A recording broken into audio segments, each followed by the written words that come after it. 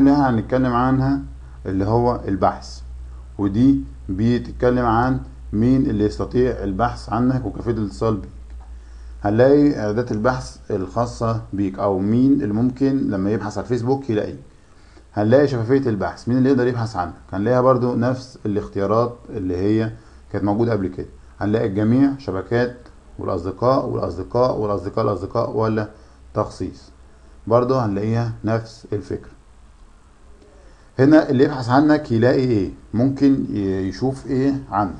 طبعا نختار في الصورة الشخصية، قائمة الأصدقاء، رابط الإضافة كصديق أو أدرس فريند، وهكذا. في عندنا حاجة اسمها سجل البحث العام، وده في نتائج زي ما احنا شايفين.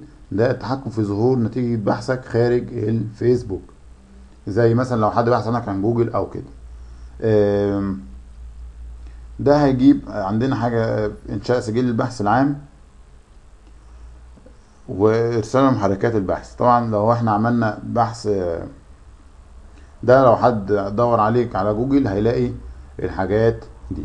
ده بالنسبة للبحث. هنرجع تاني للصفحة الرئيسية. في بقى عندنا الحاجة التالتة في الخصوصية، وهي آخر أخبار الحائط. ودي الأنشطة اللي بتتعرض على الحائط بتاعك أو الناس اللي تقدر تكتب على الحائط بتاعك. هنا بيتحكم ايه آخر الأخبار، مين اللي يقدر أو الحاجات اللي بتتنشر على الحائط بتاعك اللي انت بتكتبه على الحائط. هنا ممكن النشاطات بتاعتك اللي انت بتعملها برضو بتتعرض على الحائط، زي التعليق او الاعجاب بملاحظة او صورة او فيديو او رابط او تغيير الحالة الاجتماعية او القصص بتاعتك، سواء كنت سنجل تحاولت الخاطب او كده. برضو من ضمن النشاطات اللي هتتعرض اللي انت لو شلت معلومات شخصية او عدلت فيها، مشاركة في لوحة نقاش او ديسكشن بورد او اضافة صديق. في اختيار برضو بيمكنك الفيسبوك ان انت لو بتعمل شات عن طريق التول بار اللي تحت، يظهر برضو ايه النشاطات بتاعتك خلال الشات. هنلاقي على الشمال هنا الامور اللي هي مش هتظهر خالص ضمن النشاطات بتاعتك على الحائط زي ما هنلاقيها مكتوبة. وفي تطبيقات ممكن تتعرض على الحائط بتاعتك.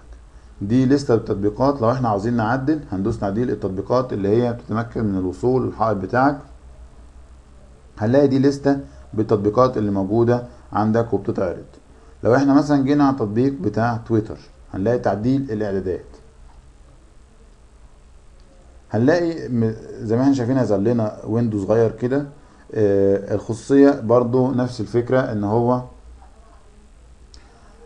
يعرض الناس اللي ممكن توصل او تقرا الحاجات اللي بيعرضها الابليكيشن ده او التطبيق ده. في عندنا صندوق موجود، ده لو احنا عاوزين نضيفه للبروفايل او الصفحة الشخصية بتاعتك. لو احنا عاوزين نضيفه للمفضلة او الحاجات اللي انت مفضلها عندك، تراخيص اضافية. هنا بقى بتسمح له ان هو ينشر النشاط الاخير على البرنامج ده ولا لا على الحائط بتاعك. طبعا بتختار وتقول له موافق. هنرجع تاني ل اخر الاخبار والحائط. هنلاقي في حاجه اسمها اعلانات اجتماعيه. الاعلانات الاجتماعيه ده ببساطه خالص ان هو بيربط لك الاعلانات بتاعته بالنشاطات اللي انت بتقراها، طبعا وهو بيحترم قوانين الخصوصيه بتاعته. ده بالنسبه ده كده احنا خلصنا البحث واخر الاخبار والحائط في اعدادات الخصوصيه.